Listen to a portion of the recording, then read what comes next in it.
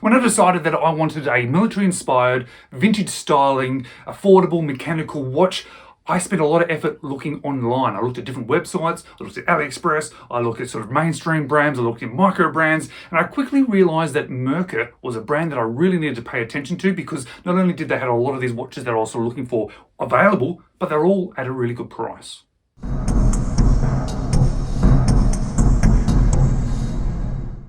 Hello, you're watching James. My name's James, you're watching me, and I'm talking about watches. And today I want to talk about a watch from Merkur, a watch that grabbed my attention for a number of reasons. I like the looks of it, I like the sizing of it, I like the affordability of it, and I liked how many variations were available to me.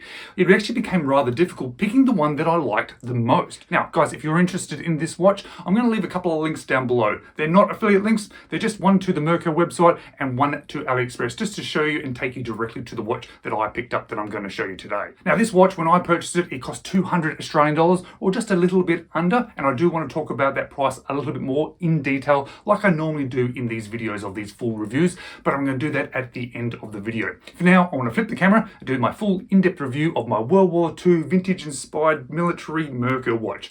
Let's check it out. So on paper, the Merkur World War II-12 small seconds probably doesn't seem like it offers a lot because it has an acrylic crystal, 30 meters of water resistance, and a mechanical movement that it doesn't actually even specify what it is. But for the price, when you then open up the package and see what this watch looks like, this is when I start to understand why I think this might be something rather special. What comes with it is also pretty good. That's pretty amazing. This travel case comes with a tool, comes with a booklet that has way too much information, comes with a certificate, and it also comes with a polishing cloth. Now, I mentioned that this is a hand-winding mechanical movement only, and I'm not quite sure what that is. I have contacted the Merkur group about this one, and they say it's an in-house caliber. Ooh, I'm not 100% sure about that, unless they happen to be making these sort of Chinese movements. I've also heard a few comments about the Merkur watches, the mechanical versions of them being possibly not the greatest movements, and people have had a few issues with them, so please keep that in mind. Now, I'll put a picture of the actual movement on screen now just to show you what it does look like. I'm not quite sure what it is. What I can say, on the listing, there is some interesting text there. Perhaps it's the conversion from Chinese to English, but it says that it is inheriting the essence of the national table and positive fish schematics. I'm not sure what a fish schematic is, but apparently this watch is full of fish schematics.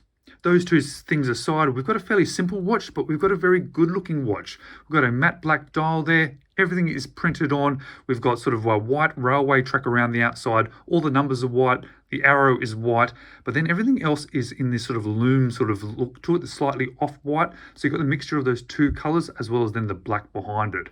I love the solid shape hands on this one. Sub-second dial is always something rather nice. And the loom is actually rather impressive.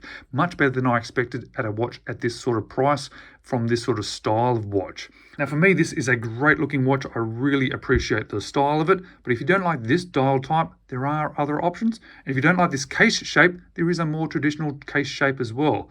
But both cases have basically the same dimensions. And that is a 38mm case diameter, 12mm thickness, a lug to lug of only 43.5mm, a lug width of 20mm, and the weight of this one is only 66.5 grams. But it really sort of fits and feels nice on wrist. Those dimensions are really sort of good for virtually any wrist size. But it's also such a good looking watch to look down at. It's covered by a nice piece of boxed sort of acrylic crystal. So it has that slightly vintage look to it. But I think it's the case finishing that really surprises me as well, because we've got all brushed on the top, polished on the sides. You can see there's a bit of a downturn there as well. But the actual brushing and the polishing is done really well. You'll see that we have a crown there. It is signed with a sort of interesting sort of look there. Not screw down, obviously manually winding, but there's no hacking. So we pull the crown out, and you can still see that the second is still ticking away. So that is something to be aware of. Got a rather simple case back, however, but I quite like it. I think it's a good sort of choice. It's got the sort of line there, which is the Merkur sort of symbol, and it's like a screw-on case back, which is a bit surprising why the water resistance isn't a little bit more. But what I am interested to see is how this movement is performing on the time grapher. So I'm not exactly sure what the lift angle of this watch is, so I've just set it for 52, which is sort of the universal thing to try if you don't know what it is.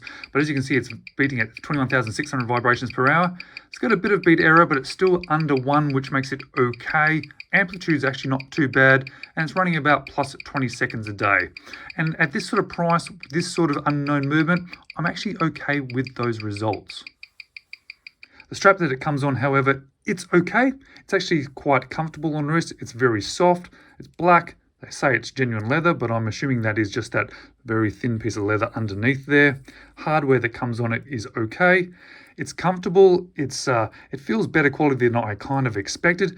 However, black straps on watches don't always sort of mix well with me for some reason. It has to be a particular watch for black to work. So for me, I haven't been wearing it on this one.